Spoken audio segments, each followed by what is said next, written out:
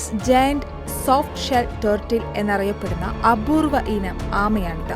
മലയാളത്തിൽ ഇവയെ പാലപ്പൂവൻ ആമകൾ എന്ന് പറയാറുണ്ട്. തെക്ക് കിഴക്കൻ ഏഷ്യയിലെ നദികളിൽ കാണുന്ന ഈ ഇനത്തെ ഗുരുതരമായ വംശനാശ ഭീഷണി നേരിടുന്നവയുടെ പട്ടികയിലാണ് ഉൾപ്പെടുത്തിയിട്ടുള്ളത്.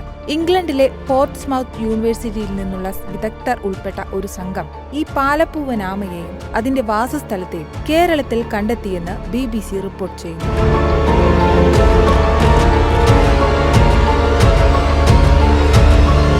കേരളത്തിലെ ചന്ദ്രഗിരി നദിയുടെ തീരത്താണ് ആമയെ കണ്ടെത്തിയതെന്നാണ് പോർട്സ്മൗത്ത് സർവകലാശാല പുറത്തിറക്കിയ പ്രസ്താവനയിൽ പറയുന്നത്. ഓറിക്സ് ജേണലിൽ ഇത് സംബന്ധിച്ച പഠനവും പ്രസിദ്ധീകരിച്ചിട്ടുണ്ട്.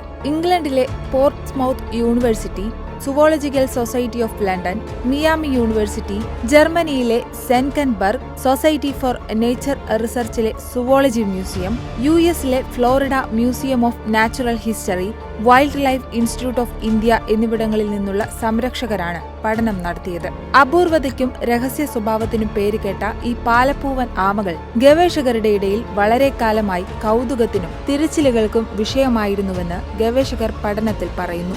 ഇവയുടെ മുഖത്തിന് തവളയോട് സാമ്യം തോന്നുമെന്നതിനാൽ frog faced soft shell turtle എന്നും പാലപ്പൂവൻ ആമകൾ അറിയപ്പെടാറുണ്ട്. കണ്ണും വായും മാത്രം പുറത്തേക്ക് തള്ളി നിൽക്കുന്ന ഈ ആമകളുടെ ജീവിതത്തിന്റെ ഭൂരിഭാഗവും ചലനരഹിതമായി ചെലവഴിക്കുകയാണ് ചെയ്യാറ്. ഇവയുടെ പുറംതോടുകൾ വളരെ മൃദുവാണ്. ഇരയെ പിടിക്കുവാൻ പോലും ഇവ ദിവസത്തിൽ 2 തവണ മാത്രമേ വാസസ്ഥലം വിട്ട് പുറത്തു വരൂ. മാത്രമല്ല, ഈ ആമകൾ പ്രാഥമികമായി മാംസഭുക്കുകളാണ്. മത്സ്യം, ക്രസ്റ്റേഷ്യൻ, മോളസ്കുകൾ എന്നിവ ഇവ ഭക്ഷിക്കുന്നു. തെക്കേ India, Bangladesh, Burma, Thailand, Malaysia, Laos, Cambodia, Vietnam, China എന്നിവിടങ്ങളിലാണ് ഈ ആമകളെ കണ്ടെത്തിയിട്ടുള്ളത്.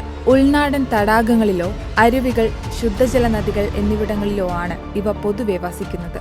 അതേസമയം ഈ പാലപ്പൂവൻ ആമകളുടെ ആവാസ വ്യവസ്ഥയിലുണ്ടായ നാശം ഇവയുടെ എണ്ണം വളരെ കുറച്ചിട്ടുണ്ട്. കൂടാതെ മാംസത്തിനായി നാട്ടുകാർ വൻതോതിൽ ഇവയെ വേട്ടയാടുകയും ചെയ്തിരുന്നു. ഇതെല്ലാം പാലപ്പൂവൻ ആമകളുടെ വംശനാശത്തിന് വഴിവെച്ചുവെന്ന് പഠനം സൂചിപ്പിക്കുന്നു. വർഷങ്ങളായി കാൻഡർ ആമകളുടെ അസ്തിത്വം ഇന്ത്യയുടെ തിരക്കേറിയ ജൈവ വൈവിധ്യത്തിനിടയ്ക്ക് ഉണ്ട് എന്ന് പറയുന്നുണ്ടെങ്കിലും ഇവയെ കാണുക വിരളമായിരുന്നു.